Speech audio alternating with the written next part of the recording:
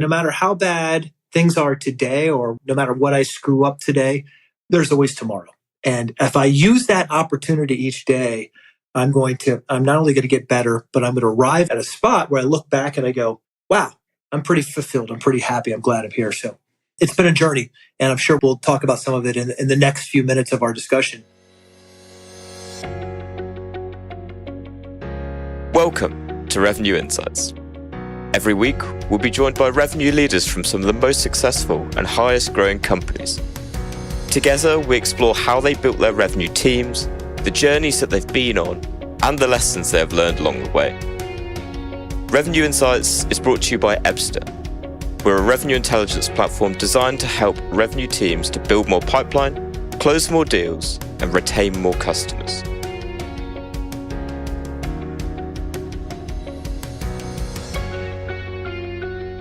Hello there, listener. You're listening to Revenue Insights. Today, I'm joined by Dan Waldschmidt. He's the Chief Revenue Officer over at Panzura. Dan, it's a pleasure to speak with you. Thanks for having me today. I'm excited to be here.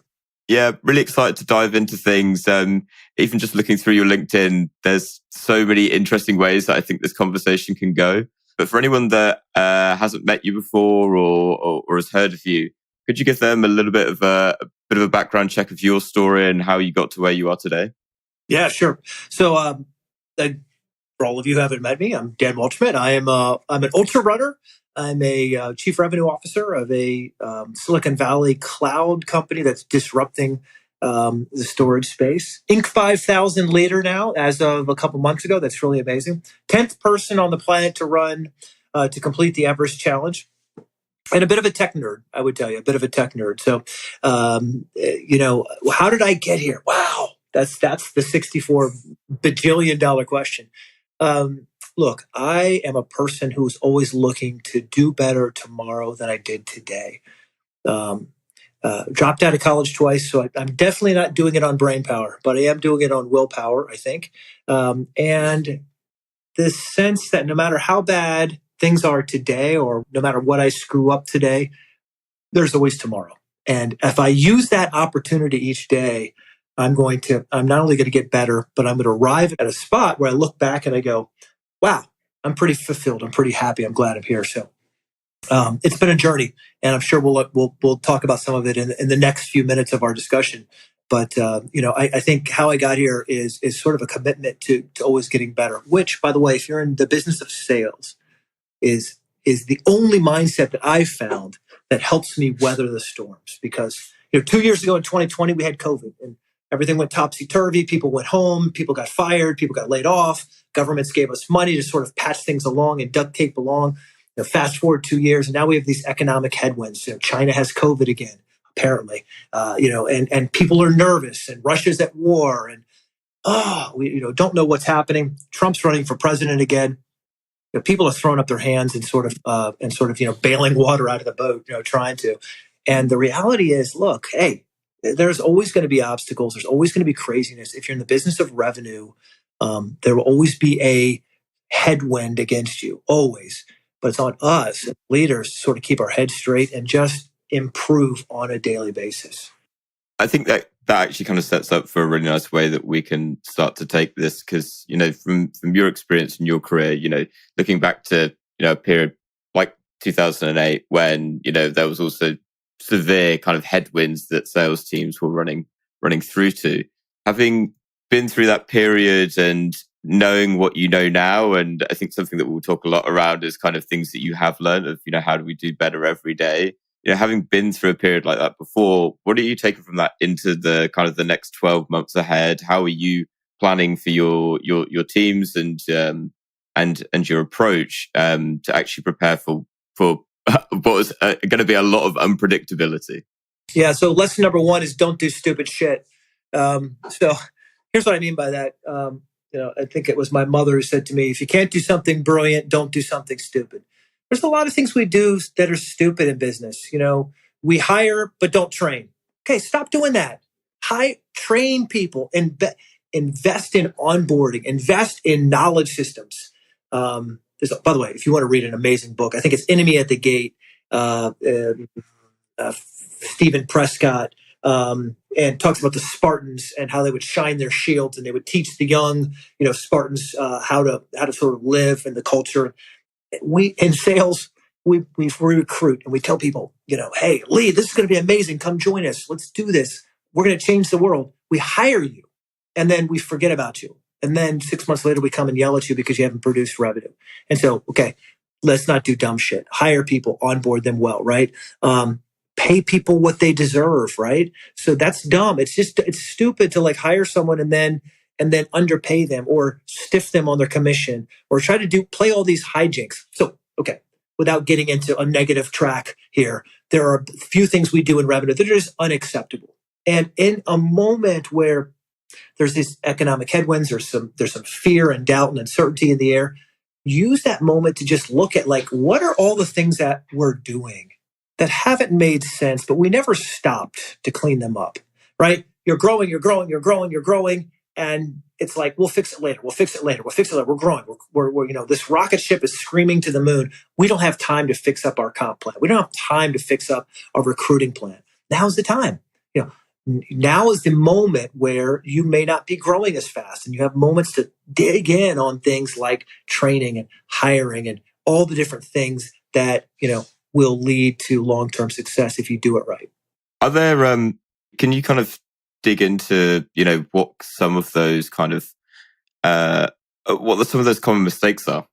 What some of the common things that you see? I know that you do, I believe you do some consultancy with other like sales and revenue leaders, right? So from your perspective then, what are the common things that you see that bubble to the surface more frequently than not? Yeah, so one of the biggest mistakes we make in sales is we assume that people solve problems, not process.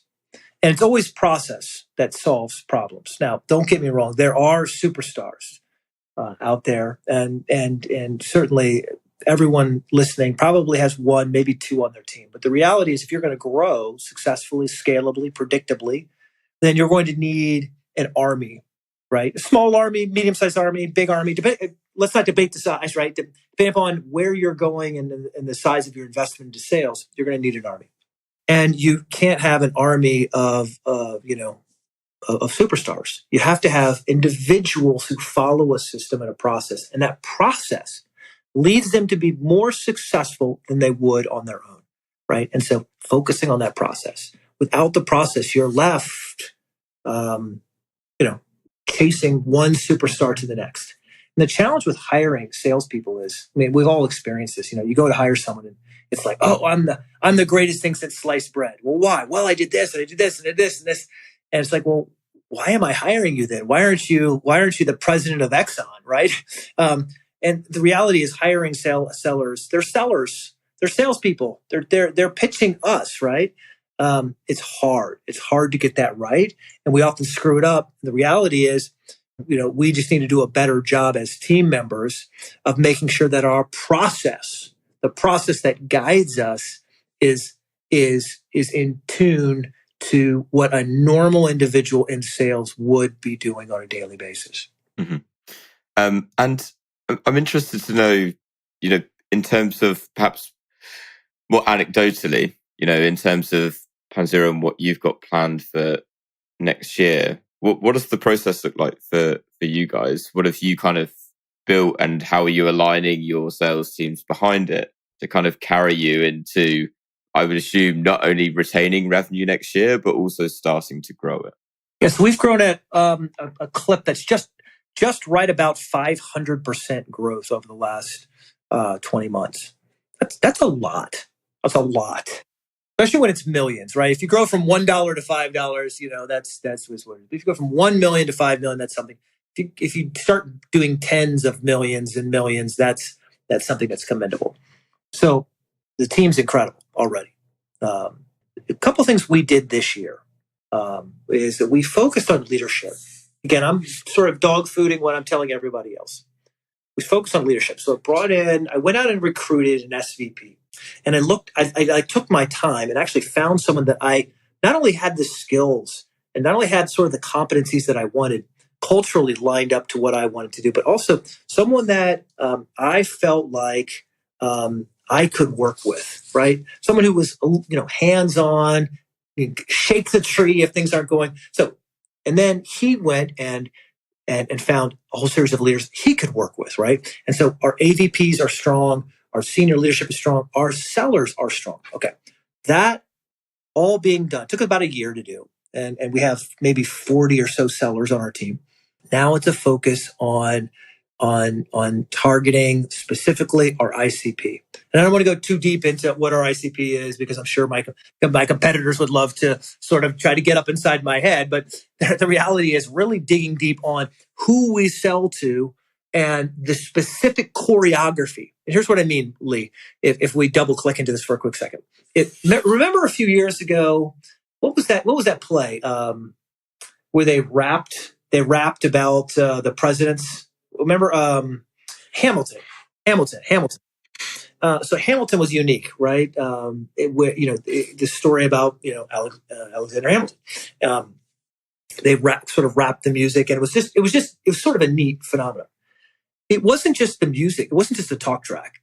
It was the music. It was the sound. It was the lighting. It was the costumes. It was sort of the ticketing. It was the whole theater itself. And often we forget in sales that it's not just about, oh, here's your outbound email, send that. Or it's not just, here's Medic, and here's what we're doing with Medic. It's about the entire thing, not just the entire thing inside sales, but the entire thing across the entire company. How somebody answers the phone, what our website looks and feels like. All of these different pieces lead us to outcomes that are either successful. We're like, great, that's exactly what I wanted. Or it's not as successful as we want, and we need to work on improving that.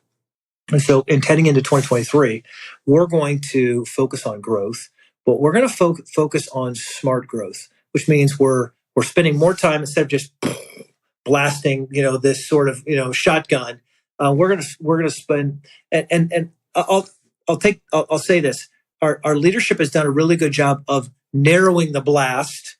And now we're going to get to sniper range. So instead of 12 gauge, now we're down to less than that, and then we're going to go down to sniper shot heading into 23. And so that's exciting. That's exciting because now it means we think we can truly win in a head-to-head battle against our competitors in sort of the most desirable accounts. Yeah, and I really love that idea of getting smart about it and actually taking the slice that most realistically is actually going to help you to be able to grow. I wonder, a really interesting number there in terms of like the growth numbers that you've seen, 500% up, which is great, right? And particularly going into, I think we've seen certainly from customers that we work with a lot of unpredictability from last year where it kind of just started pretty good coming off the back of COVID, and then kind of reality has kind of been setting in going into the latter half of the year.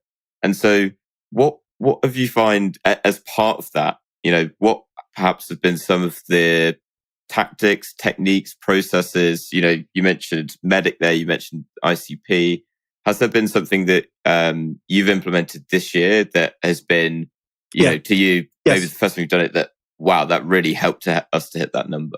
Yeah, so let me tell you, this time last year, I was stressed out about the fact I didn't feel like we had a good story. So it's not funny. I guess the word's ironic or annoying, or it's not funny, but it's funny how we're sellers. I mean, we often have a horrible story. Like the story that we tell, the narrative that we tell is lackluster, right? And it's just uninspiring. It doesn't seem to have all the components in it sometimes. That's where we were a year ago. We were. And so I hired an agency and spent a lot of money, $20,000, $30,000 a month. And then I hired a second agency to help us with some other things and paid them $20,000, $30,000 a month. So I invested in this. I invested. It wasn't free. So you have to, often invest in a company who could help you do these things. But we worked with two different agencies, and we came away with a first call deck that was just like lights out amazing, like just amazing. And what's cool about it is we went from talking speeds and feeds and technology to be like talking about cloud and how the fact that we're the cloud OGs, right? And here's why, and here's our 40 patents, and bop, bop, bop, bop, bop, sort of hitting people with unexpected lingo, talk track, in a way that gets people thinking, okay, not only do these guys have like whiz bang technology, but they seem to be like, and not that we need to be cool, but they seem like cool people, like people we want to talk to, people we want to hang with, right? It's just like, it feels like this is a company that I could actually partner with, which if you're spending millions of dollars, that's something you probably want to do is are you working with a vendor that you can actually tolerate? So getting that first call deck was an iterative process. It took us a bunch of time. We got that locked in, and then we said everybody in the company, not just in sales, everybody in the company has to learn it. And once we did that, we then said we're going to have a competition, and if whoever wins gets $5,000. And so we had people pitch, and then once they pitched, we gave out money to the people who ended up winning, and it was, I think we actually gave out a second and third prize too because they were so good. Some of the top ones were so good. People learned it and embraced it, and guess what? Now everybody knows what we do as a company. I really love that. Storytelling is very close to my heart. I'd say coming at it from a marketer's lens, and it's something that in particular, the episode we've been working on a lot. For us, we've got three, fairly distinct products. And, when you've got 15 minutes, tops to try and explain to someone what we do, it's like, okay, how does that all connect together? And it was only through storytelling, much like you kind of described there, which actually helped to put it into perspective, right?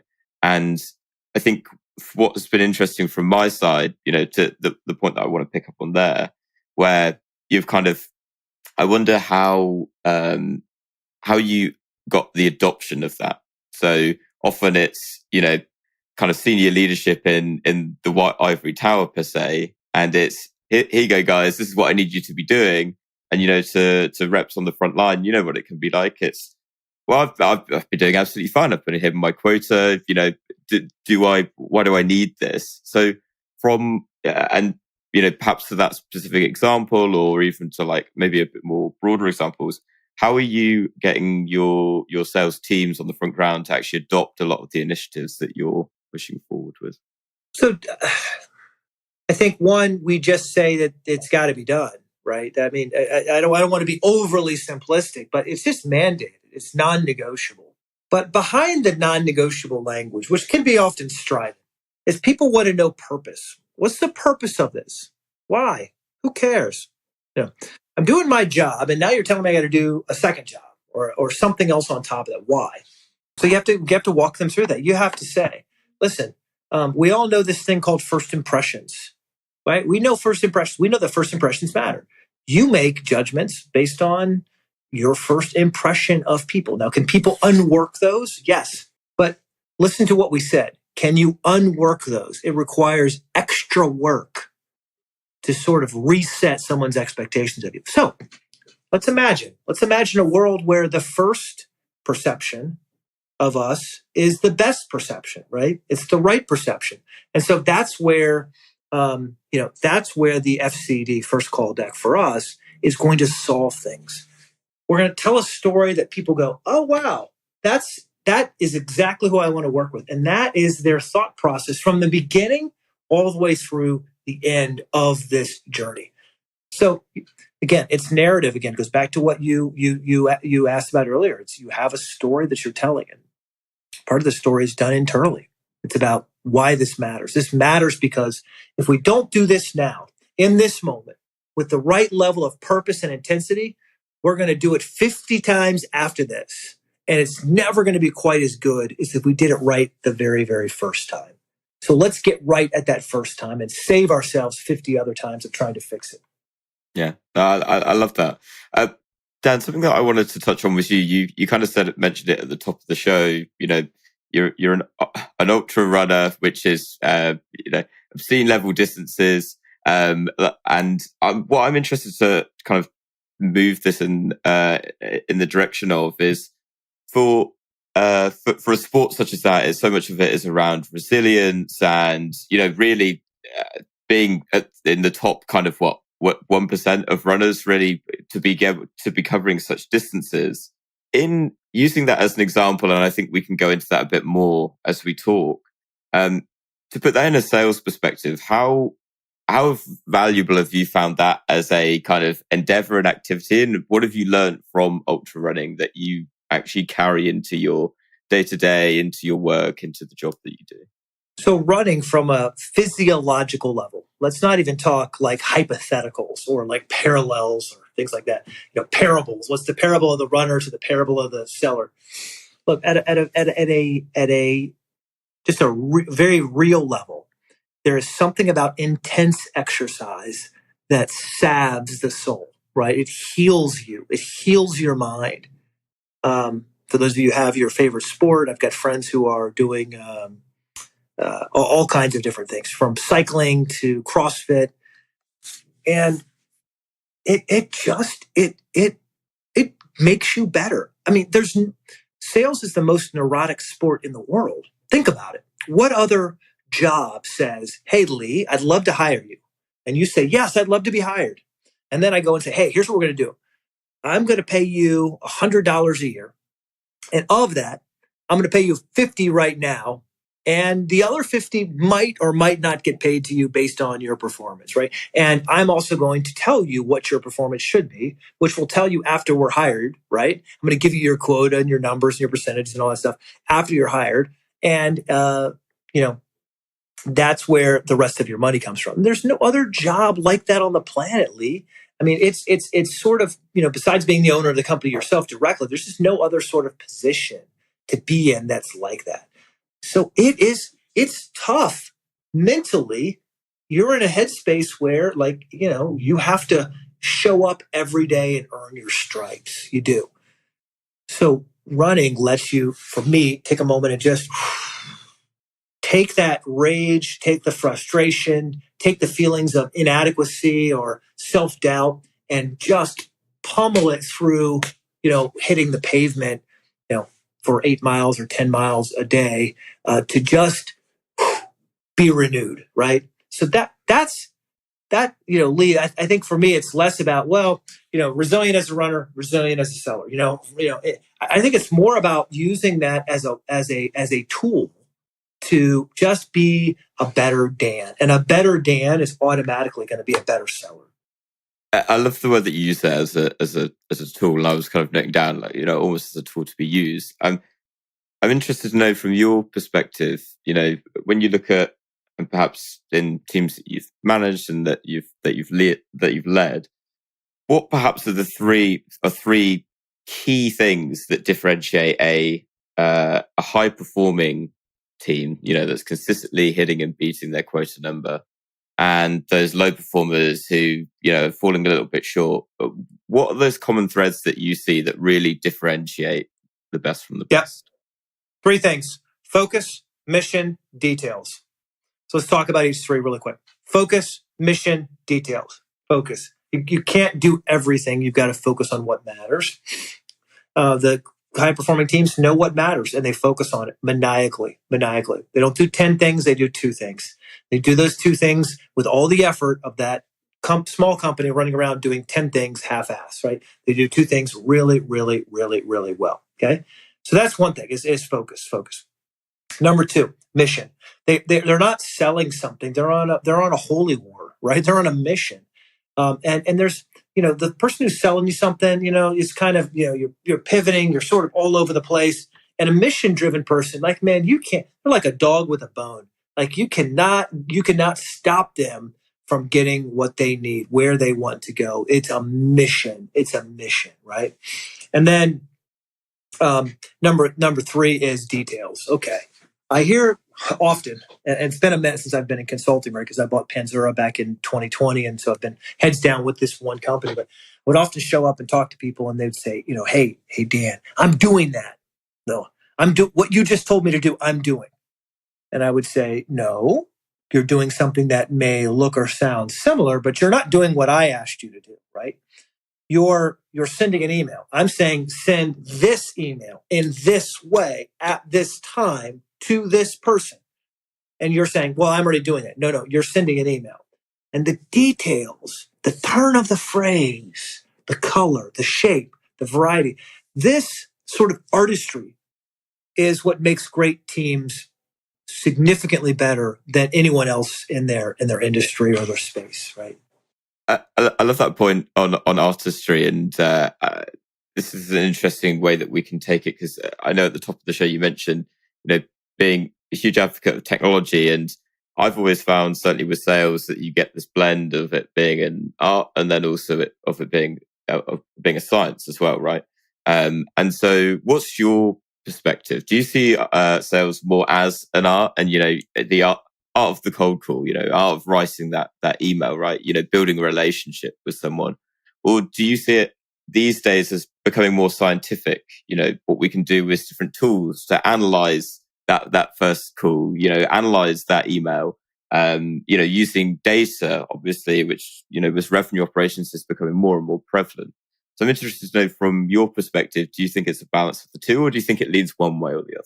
I mean, at the risk of being the boring white guy who slices the toast right down the middle, I think there are pieces of this that are definitely science. There are definitely, like, how many deals number of deals created? That's a science thing. That's a data point, right? Something you should know, have to know, and it definitely leads to your outcomes, successful or otherwise.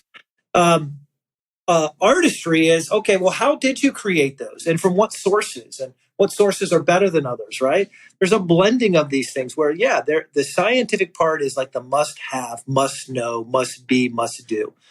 And then there's another side to this. There's like, well, what if we were to tweak it? Maybe we're getting good results already. We want better results. What would we tweak, and what would we do, and how would that look like? That's where artistry comes in for this. If you're in a new industry or you're venturing boldly in a new direction, a lot of what you're going to do is artistry. It just is. But you very quickly need to find the pathway to segue from artistry into science. And so that a significant portion of this, 95% of this, should be science. And the last 5 to 10 points of that sort of daily effort should be artistry. Why? Artistry requires a lot of bandwidth, a lot of things. The best artists, it takes time. Best artists, sort of from your soul, it sort of bubbles out, right? It requires a lot of emotional intelligence. It requires a lot of available brain power, thinking time. If you're a seller, you don't have a lot of time to think like that, right? You're boom, boom, boom. You're mission driven. Again, going back to that focus, mission, and details, right? So there can't be a lot of art in this, because if it's a requirement, you're probably going to fail, right? And it's also not scalable. So that's sort of my current thought process on science and artistry from my perspective. It's changed. It's changed in the last couple of years already, my thought process on this. But it just, looking at this current company and the companies we have supported in the past, look, you need a process. And I wonder then, it's evidently edging more in the, needing that scientific part to it, needing that data to be able to, make better decisions ultimately at the top of the tree. So I wonder, in your world, when you look at, supplementing the artistry of your team, shall we say, what tools in the tech stack do you find essential in enabling them and ultimately to elevate them and actually deliver more results? So we're you obviously need a CRM. We use HubSpot. We use HubSpot for everything, for marketing, for sales, for service, for tickets. We use it for operations. We use HubSpot everywhere. You need some sort of tool to stay organized around it. Whether it's something that's free, it's a plug-in to Google Apps, or whether you use all the way up to like Salesforce.com, right, or something like that. It doesn't matter. You need a platform like that. I think there are a bunch of tools that do intelligence. Databook is one. Try databook.com. There's 6 Sense. There's a few. There's Demandbase. I think in today's world, if you don't have access to a platform that takes all of this, what's happening in the industry, and distill it down into some talking points for you, you're already running behind what your competitors are doing. Right? Those are sort of two categories I see as like must-haves. I love that.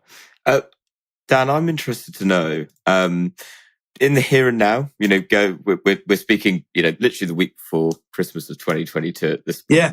I wonder what is one of the biggest challenges that you're trying to solve right now? What keeps you awake at night that you're trying to get to the bottom of, particularly heading into next year? Yeah, so it's a personal challenge. It's my ability to communicate risk and progress to the rest of the organization. Because if we're a software company, I need to be able to communicate risk of lack of features or risk of blocking inside the application. I need to communicate that in a way that someone says, "Oh, I need to fix that, and I need to fix it now." Right, and that across our different departments, whether it be finance and working with finance on specific sort of budgeting, whether it's engineering or services, communicating is key. And I'm often so busy and so stressed that if I do have a conversation, it's like, I'm shaking someone about the throat rather than like calmly, quietly, logically walking them through the problem in front of us. So I think that's the current challenge that I have. How are you, out of interest, can you perhaps shed a light on how exactly you're trying to solve that at the minute? And I guess more specifically, by the sounds of it, how you're working on improving your communication skills to be able to get the message across to your different departments. Yep. So anytime I have a major objective like this, I normally go get help. So I'll normally either find a training program that I can deploy and use those skills, or hire a coach. I mean, I could figure it out on my own by trial and error. But when you have something like this that's urgent, it feels like you shouldn't sort of take this cavalierly, right? So, for example, if you had sort of a heart murmur, not a heart attack, but a heart murmur, you probably, wouldn't just say, well, it's okay, it'll work itself out. You'd probably get a little help, get some advice, get some people looking under the hood, right? See what's going on. And then you would know exactly how to proceed, how to stay healthy so it doesn't get worse, right? Same thing here. It's like, it's not working right. Why don't I get help? And that's going to start with some sort of coach or some sort of training platform or something like that. The other thing is, so what causes poor communication? Well, me blowing up at people. Well, why am I blowing up at people? Well, I'm stressed. Okay, let's play this game again. Well, why are you stressed? Well, you're stressed because you're not sleeping. Why are you not sleeping? Well, because you're stressed. Well, we could keep doing that game all day long. But the reality is, there's a quote Vince Lombardi said years ago. He said, "Fatigue makes cowards of us all." In other words, you're not sleeping enough. You're just not, you're not making good decisions. So, okay, well, what if my communication were directly linked in some way to my sleep? So maybe my real goal is, hey, I'm going to go sleep. I'm going to make sure I get at least 5 hours of sleep a night, right? And then what if I said, wait a minute, it's not just sleep, but it's running. And running helps me clear out some of my frustration. So now I'm clear-eyed from sleeping, and now I'm frustration-free, or less frustrated, from running. And now step 3 is, now let me go communicate, right? So that's how I'm thinking about solving for this challenge, right? Is get some external help, but then internally, be a much better version of myself right away. I love that. As we kind of move to wrap up our conversation today, I did want to touch on, you mentioned it at the top of the show, running Everest. I'd love to understand a little bit more, what it is, but also kind of your motivation behind it. I feel like you've kind of alluded to it a little bit, like through our conversation, where that is running is almost an outlet. I sense for you, and so would love to just get a bit more kind of context on that and why it's so valuable for you. Yeah, so for me, running's always been emotionally an accelerant, right? Helps me mentally, spiritually, and physically as well. The Run Everest Challenge was one I saw. I heard about it. I thought, why can't I do that? Why wouldn't I want to go do that? And so I set about putting a few things in place. I didn't really do a lot of training because I'm always training, but I put in place a little bit more uphill work. It's 29,000 feet of uphill elevation, of course, on Everest. And so, you find a hill, could be no downhill. No time, you can't rest, you can't sleep. And you basically have to run 29,000 feet straight up in the area. And if you do that, and there's a lot of governance around it, then you get rewarded with this Everesting trophy. And so, we just set out one weekend and plugged in, and I think it was like 25 hours later we had finished the whole boondoggle. So why though? Why? What's the mindset behind it? I said this before. Why not? Right? Just sort of pushing on who I am. Why not do it? Right? Why? To sort of prove that we can, and not in sort of a thump your chest sort of way, but a thump your brain sort of way. A inside your own head, know that despite whatever is going on in the world around you, that you've got this, right? You've got this. It's going to be okay. You are going to crush it. Life is going to be amazing. I love that. Dan, last question. And I caveated this yesterday because what's so interesting coming into these conversations is I'll do a bit of Googling around people. And that's when I came across, firstly, your kind of the Everesting challenge. And it was like, okay, well, this is going to be a great one to go down. The second was that you've written a book in the past. Now, we chatted about this kind of pre-show, and you were like, no, I won't recommend my own book, which I love. But if there's one book that you would recommend to other revenue leaders, and perhaps to be more specific, let's say other chief revenue officers, in a similar role as you, which book would you recommend to them? Yeah, it would be Becoming Supernatural, by Dr. Joe Dispenza. Joe Dispenza is a PhD. Actually, he's a board certified neuroscientist and talks about how the brain works and how the brain sort of guides what you do. And I got to tell you, it changed my life. There's not many people that I consistently go to, and it's always better, right? It's like sometimes you meet someone and you're like, wow, that was a great meeting. And you realize the second time you go back, oh, you got all their juice. Like everything they know was in that meeting, and now there's nothing left. There's a guy that every time I'm engaged with or talk or part of sort of a group discussion, it's just a wise, inspiring person. So Becoming Supernatural, Dr. Joe Dispenza, mind-blowing.